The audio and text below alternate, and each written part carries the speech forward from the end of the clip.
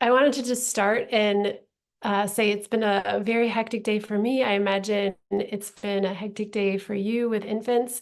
So if we could start by taking a deep breath together and let it out. The world is so beautiful and the world is so troubling. And I know many of our thoughts are on places in the world that are suffering right now. And so I wanted to acknowledge that, the heaviness that some of us might bring tonight. And also the great joy that we bring with infants and families. It's such a exciting time. Also can be a very tiring time, a stressful time, so many different times. So I wanted to let you know I hold all of that with you. Tonight, the plan is to learn how music can help with connection, help reduce stress, help you have fun. We'll practice some activities together. Feel free if you have your phone, if I'm doing something and you want to just record it so you've got it handy. This session will also be recorded so you can refer back to things. And we'll definitely have question and answer at the end.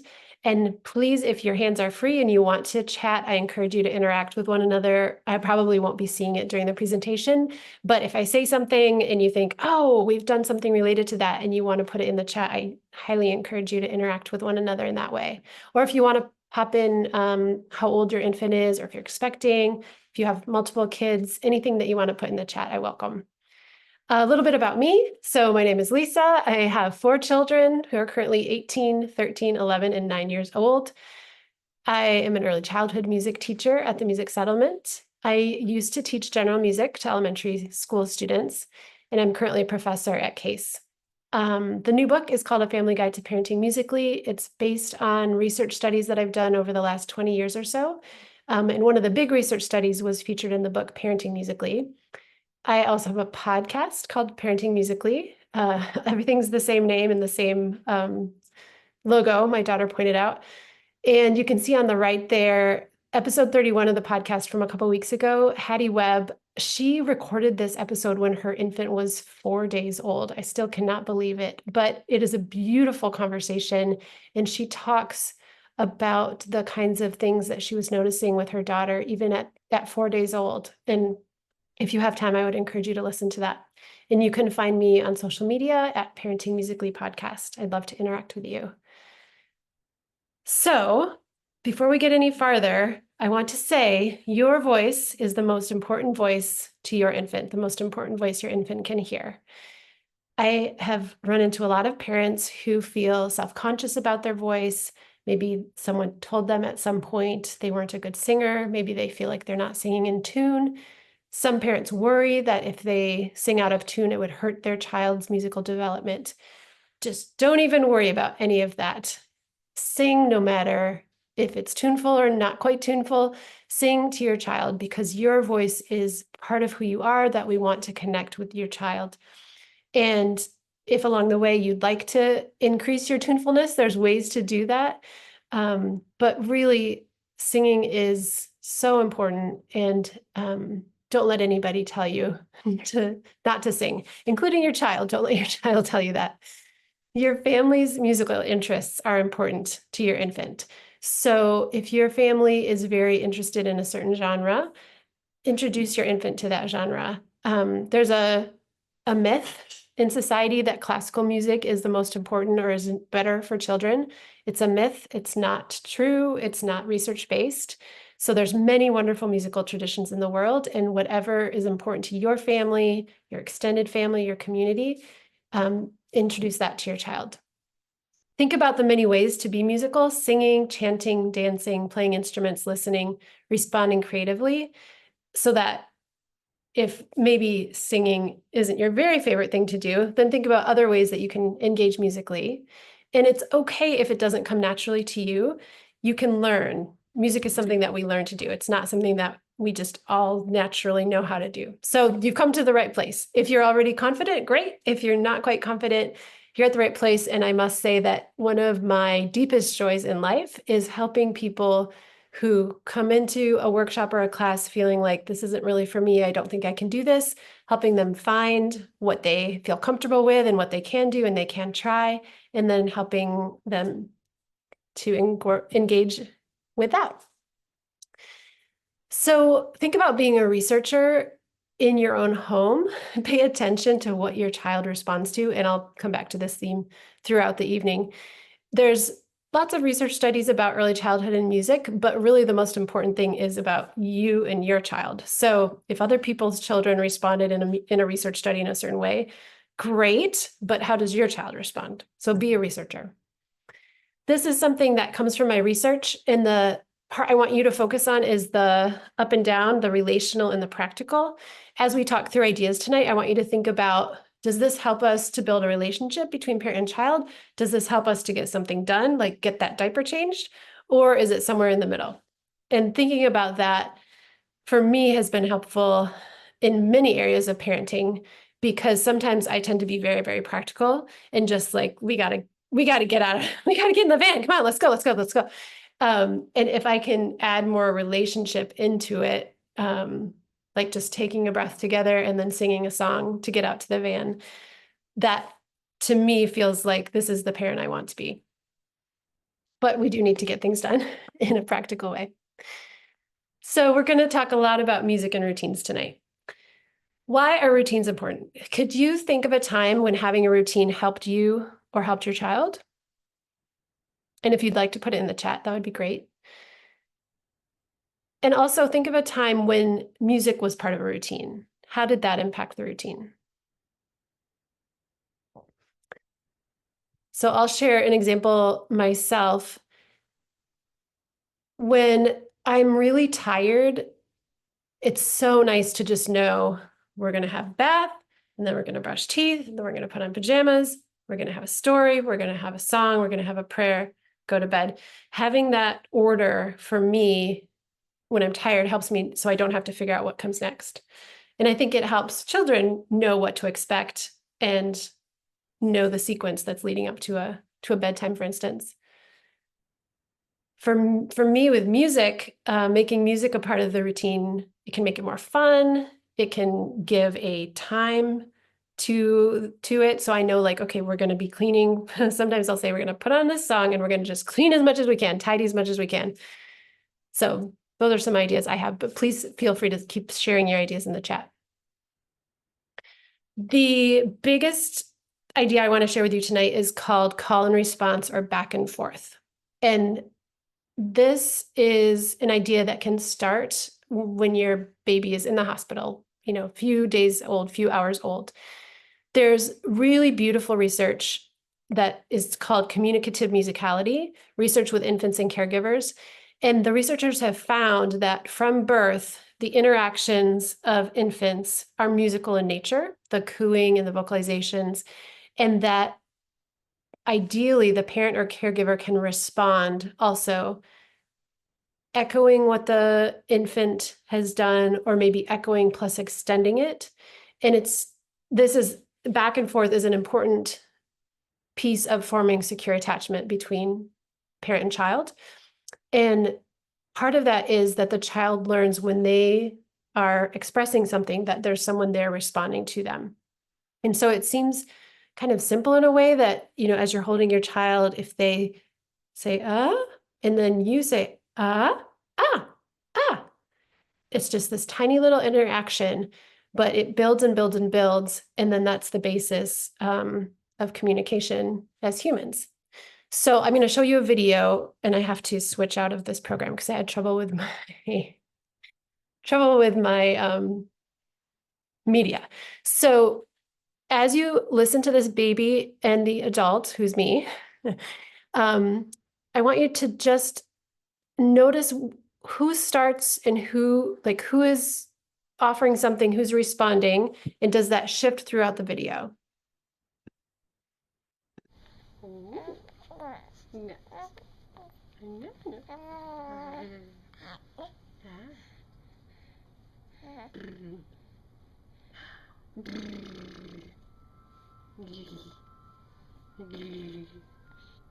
Ah,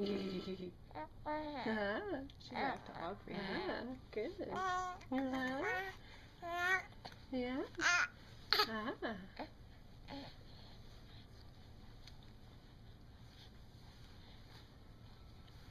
Can you see the video camera?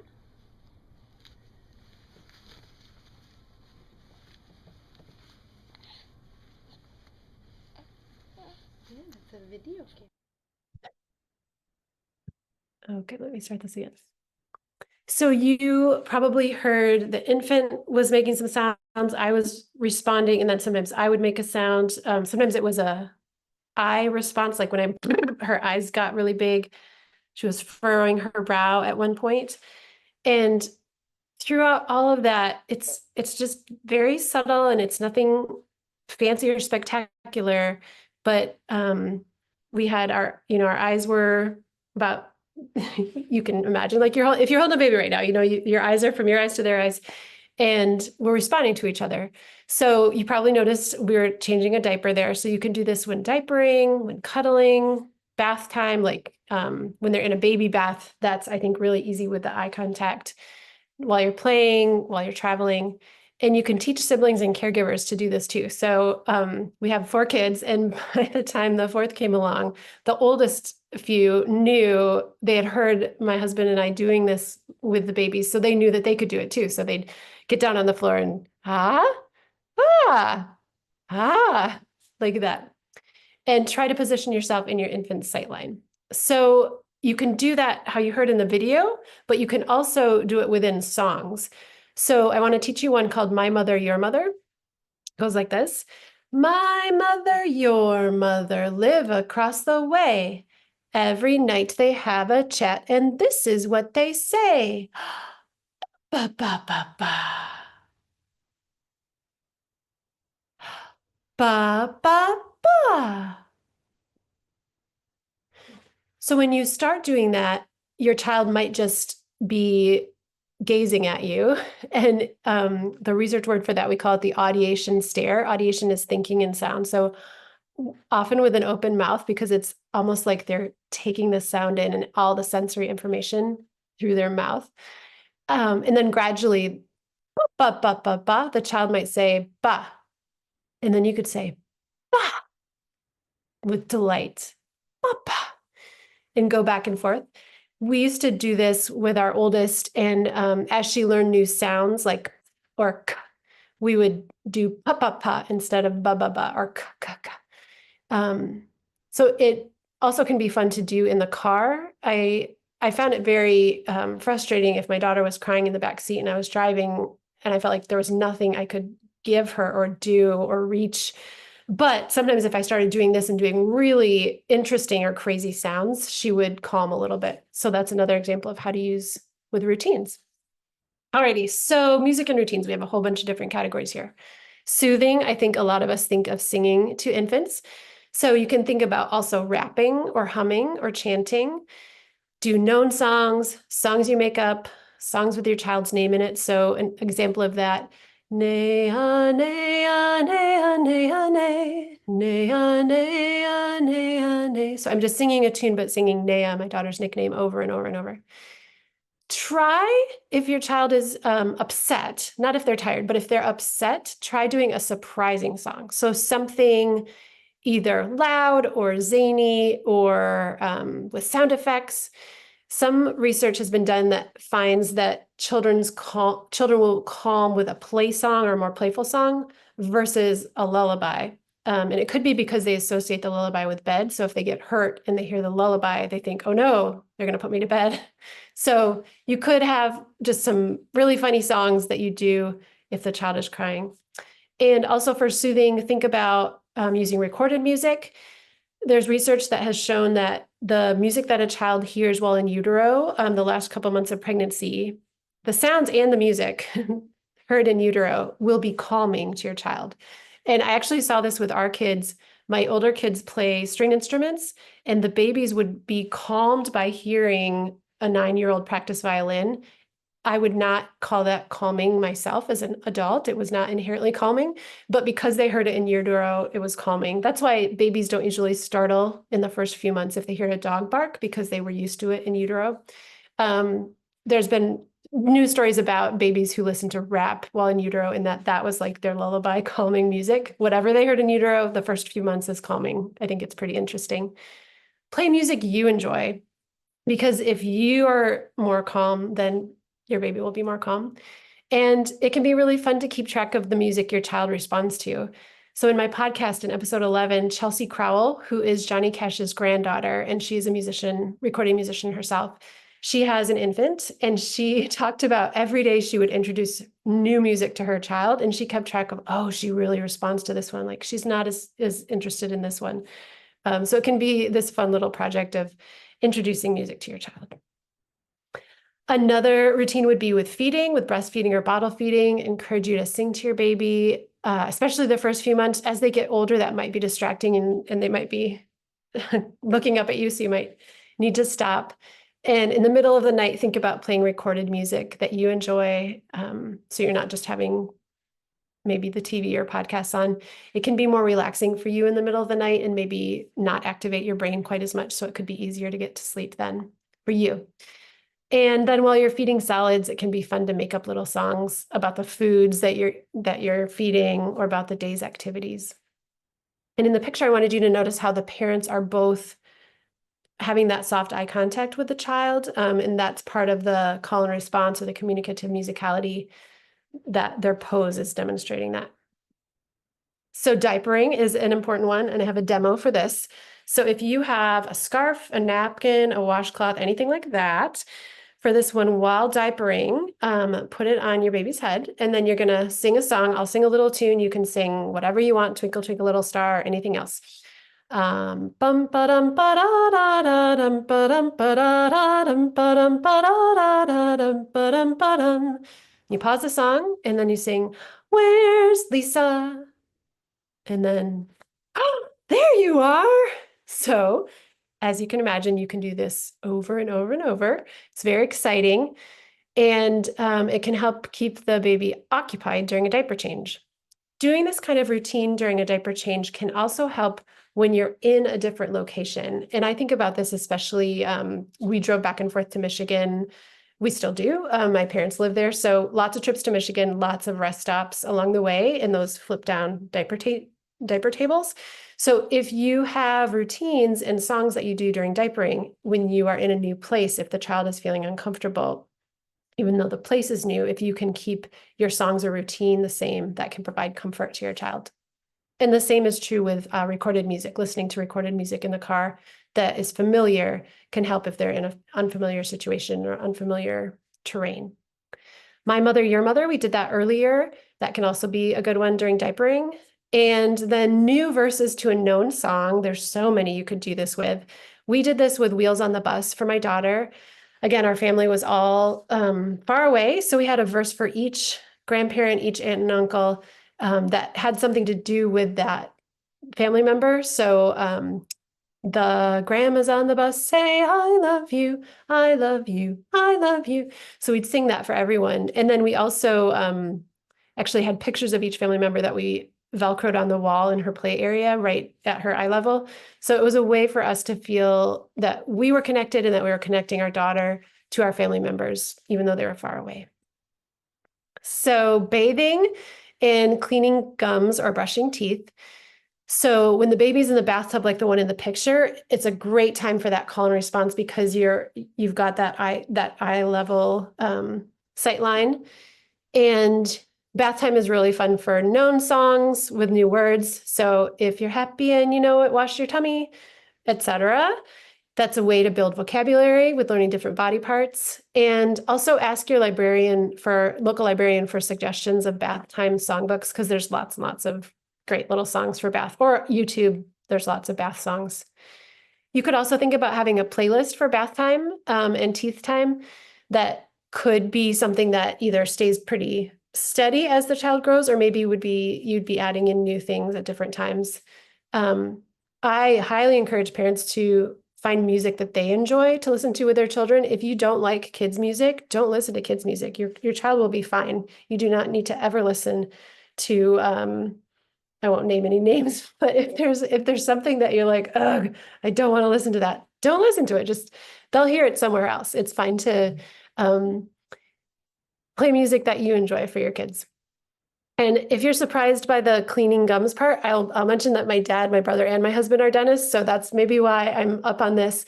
But starting when your baby's very young, you can ask your pediatrician for advice on cleaning their gums with a clean washcloth, and that can also help them get ready for the routine of brushing teeth as their teeth start to come in.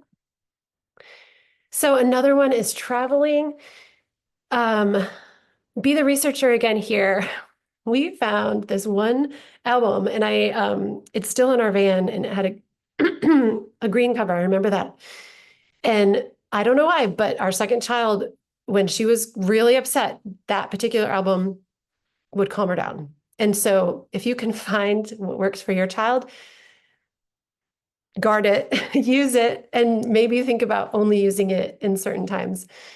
And also be a researcher. Does your child prefer new sounds or familiar sounds? So when they're upset, do they get distracted by something new? Is that great?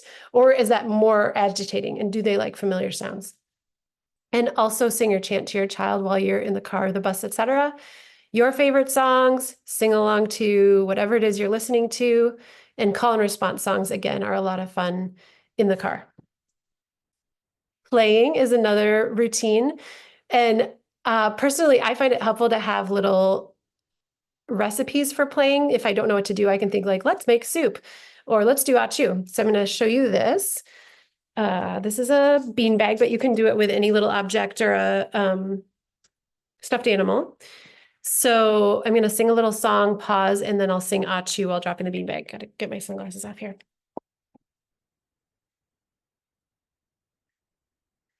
Bum, ba-dum, ba-dum, ba-dum, bum, ba-da-dum, ba-dum, ba-da-da-da-da-da-dum, ba-dum, ba-dum, ba-dum, ba, ba, ba-ba-ba-ba-ba-bum.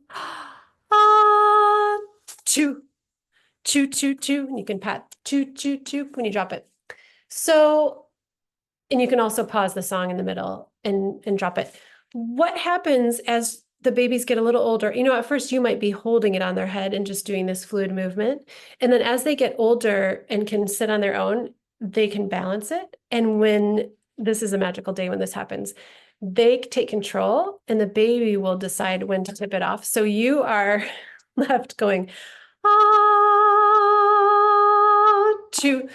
And the sparkle in your baby's eye when they realize that they're controlling you and that they're in charge of the activity is so exciting because there's so little in life that young children get to control. And when they get to control the adults, it's wonderful for them and for you too, to have that happening in your relationship.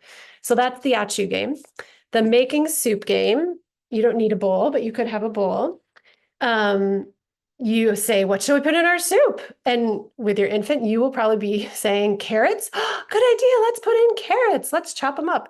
As they get older and you play this, or if there's older siblings, they can choose it. So then you can say, let's chop them up. Chip, chop, chippity chop. Cut off the bottom and cut off the top. What you have left, you put in the pot. Chip, chop, chippity chop. Let's put it in.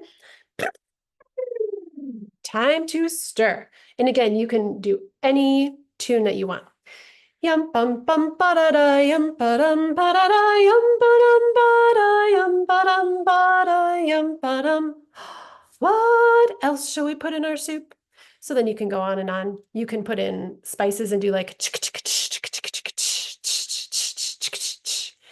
you could put in something that's really big that they don't chop, like let's put in a pumpkin and get real dramatic with that. And stir, stir, stir. Maybe it's getting thicker and you're showing, oh, it's getting thicker. And then at the end, you could taste yum, yum, yum, and do some echoing back and forth. I've done that one in the car as well. And in various in various settings at restaurants while we're waiting and different things. You can, as your child gets older, if you like making soup, you could do like all red ingredients soup, or um, all fall, leaves and pumpkins and corn stalks, or whatever you wanted to do. But it's fun, it's musical, it teaches, again, vocabulary if you wanted to teach specific foods. And this idea of this fluid movement is really important to the development of kids' musicality as well as to their musicality, both singing, playing instruments, and then moving. Because we want them to be able to feel the music and to feel the space between the beats. So that's why we do a lot of swaying and rocking and stirring. Dance and freeze is a great thing that probably you know about already. Something to think about is what kind of motions does your baby like? Some babies love to twirl, some do not. Swaying, rocking, bouncing. Do they like a forward and back like this? So you can try all those different things and see what works. So the next one is reading, and then I crossed it off. Singing books. This is actually a little screenshot from my book. If you search in a library catalog, children's songs dash texts, you will get a whole array of books you can sing. So this is Literacy Cooperative. We love literacy, we love books, and it can be fun to sing them. Some books are actually music texts, like the ones here, I think are all music texts. There's also books. Look how beat up this is. Poor kids. There's books that someone might have had a song in mind when they wrote it, but you might not know the song, so you can make it up yourself. So Barnyard Dance, if you just read it, it would sound like this. Stomp your feet, clap your hands, everybody ready for Barnyard Dance. Or you could sing it and it could sound however you want it to sound. It doesn't have to sound like my version. Stomp your feet, clap your hands, everybody ready for a barnyard dance. And we were visiting my grandpa and grandma when my oldest was an infant, and my cousin also had an infant. And we had the book along, and it was funny because he read it and I thought, oh, that's really different than how he sung it. He did his sung version, and I thought, oh, that's really different than how I do it. That's interesting. So it's fun to hear different versions, and whatever version you make up is great. It doesn't have to be anything special. There's also like this, which is the actual words of a song that you probably know, Itsy Bitsy Spider. And then this author, illustrator made up extra verses, and they're pretty delightful. Those are the Isa Trapani series, Trapani. So we want you to be reading with your child all the time. Singing books can also be fun. All right, let's talk a little bit about music and relationships. Think about using music as self-care for yourself. Singing can calm you down while your child is crying or if you are stressed. And I find this to this day, if I am getting really tense in my parenting, I think about, okay, I know I need to do deep breathing. If you're singing, you're probably doing deep breathing. So can I sing a song? Can I put on some music? Can I dance a little bit? Help me to get regulated so then I can help my children. Listening to music you enjoy at various times during the day can help you regulate. Don't wait till you're upset to do it. And listen to music while you're calm to help to promote that self-regulation. And it might be helpful to have music on as you go back to sleep. I know it's so frustrating if you're up with a baby, get the baby to sleep, and then you lie in bed and you can't get asleep. So you might find certain types of music that help you in that situation. As your infant grows, think about nurturing their relationship with you and all these activities. Siblings can do many of them as well. Relatives who live farther away could record songs for your infant and send them, and you could play those for your infant. And screen time is not recommended for children and for infants and young children, but a little bit of FaceTime could be a way to connect with long distance relatives. And having them sing is great. When your baby is so small, it can be very meaningful for them. This is what we started with. Remember, your voice is the most important voice to your infant. Your family's musical interests are important. There's many ways to be musical, and it's okay if it doesn't come naturally. So think, what ideas that I've shared tonight would you like to try with your family? And what questions do you have about children and music? And with that, I think we're going to open it up for questions. Great. Thank you so much. So go ahead and put any questions you might have in the Q&A. And if you just have thoughts or ideas to share, resources, favorite music or albums, CDs, people you follow, and I'm from the CD era. Well, I mean, I'm from the everything era. Like I've had it all. Um, uh, so any recordings that you wanted to recommend or share? I really loved sharing all kinds of music with my child. But as a teacher, we used lots of lullaby and soothing CDs at nap time in our classrooms. And I fell in love with different ones that way. So I think it is important to um, feel comfortable with what you like, but I do recommend too exposing kids to so much because there's so much good stuff out there. Um, anyway, I'm looking for questions. Ah, we got one. Yay, good. What if it seems your baby doesn't like your singing voice? Do you still try a little here and there? Great question. Yes, absolutely. Try a little here and there. You could try if it's the time of day. Like I'm wondering if I'm guessing if your baby doesn't like your singing voice, maybe they're telling you that through squirming or through crying, but I'm wondering if maybe it's the time of day that they're naturally more fussy. So try a different time of day. You could try chanting, like when I did the my mother, your mother. That's a chanting rather than singing. That would be an idea. And I would just say to stick with it because it could be that trying the different times of day would help. Yeah, great question. And someone asked in the chat, can you please reiterate the diaper changing exercise again? That sounds useful and fun. So I was trying to clarify if you meant with the scarf or something. Oh, sure. So. Yeah. Um, let's see, we had the scarf. Let me just look at that slide real quick. Let's see here. Oh yeah, so there was the wheels on the bus and then the scarf one. So the scarf one, you put a scarf or a napkin or a washcloth. I think I never thought of this myself, but it was a family from my music and movement class who we did it in class as an activity. And they said, oh yeah, we have washcloths by the diaper changing table. And we were trying to keep our son's hands up away from the diaper area. As we know, that can be very chaotic. So we would give him this washcloth and he'd do this and we'd say, where's Christopher? And then, oh, there he is. Where's Christopher? Oh, there he is. And if you want to sing a song in it, you could do yum ba dum ba da da da yum ba dum ba da da. Where's Christopher? And then sometimes the baby might wait a while and you'd be like, where is he? Is he still here? I wonder where he is. Have you seen him?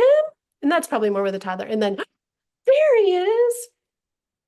So that's the where's fill in the blank song. Very good. Any more questions folks have? Last week we recommended Putumayo as Yeah. a source of recordings of music from around the world that's really fun. And I'm sure there's I really benefited from music classes, but not everyone has the time or the resources to take advantage of those with their infant. But the music settlement does have them. I did kinder music. There's music together. I'll Oh mention. yeah, so great. We got the right diaper changing Okay. exercise. I'll mention on that topic that in my book, and I'm hoping the libraries will have this too, so that if you don't want to buy it, no pressure, but I have a section of the book of how to have a music class at home, kind of like a DIY music class. And then there's a website that goes with the book with some recordings of me demonstrating things. So that's got like the making great. soup and the chew activity and various things. So Yes, it works for some people to do baby classes, and for other people, logistically or whatever, it's difficult. So That's you why can we're doing definitely it. find ways to do it at home. Yeah, that's why we're doing Yeah, this. yeah, exactly. Yeah, but I do think even if some of the children's CDs can give you ideas as well. Some of the Yeah. um favorite recordings, like um and then just you can practice singing lullabies and Mhm. for I think it's yourself.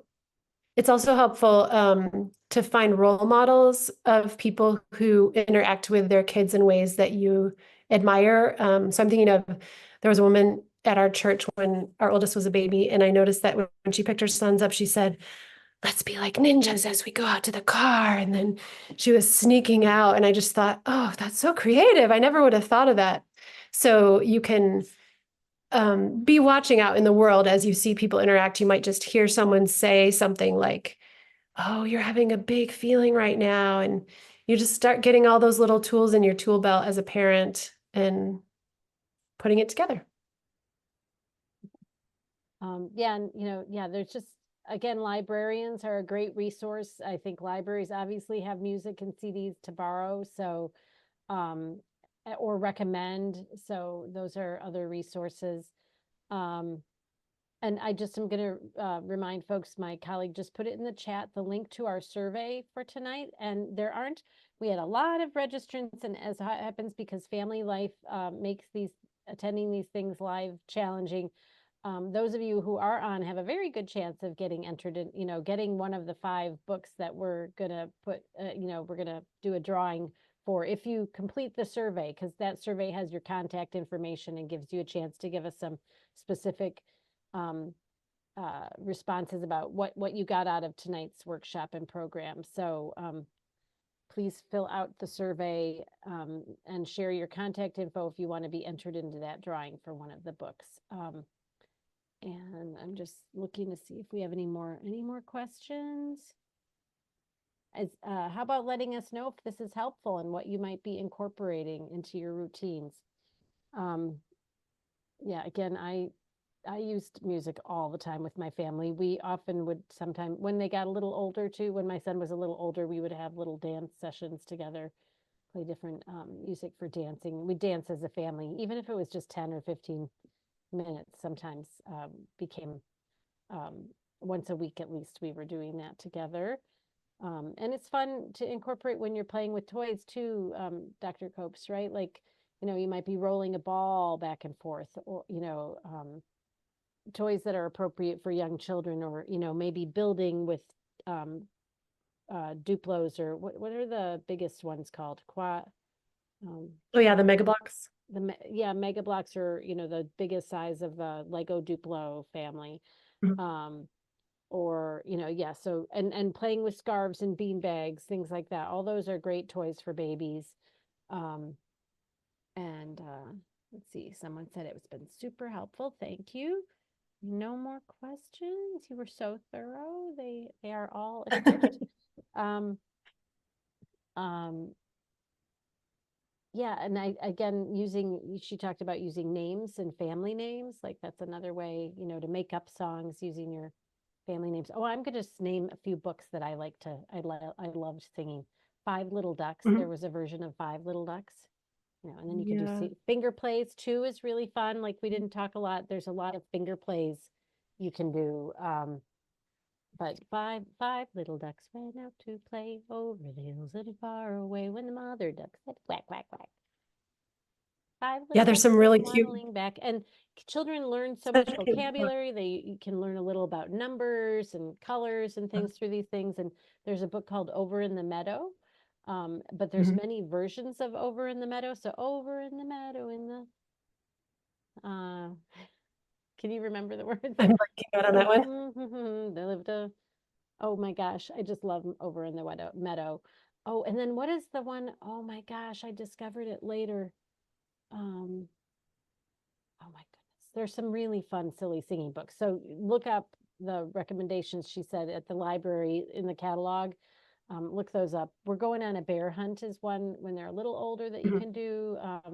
You can make it into a song. Baby Beluga. I loved Baby Beluga. Yeah.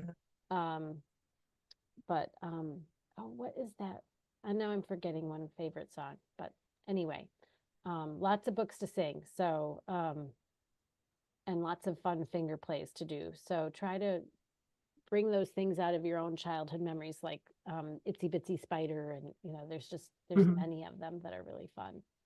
When you're traveling, when you're waiting somewhere, as much as you can be interacting with that baby and doing that call and response, serve and return, catch and there's all these different ways people have of talking about Yeah. the same idea. Your Mhm. attention, your voice, your gaze, your tuning into your child is the most important gift you can give to your child. They crave it more than anything, right, Dr. Copes? So Absolutely. yeah, so that's why music and is so powerful. This is so important and powerful when you're raising your baby.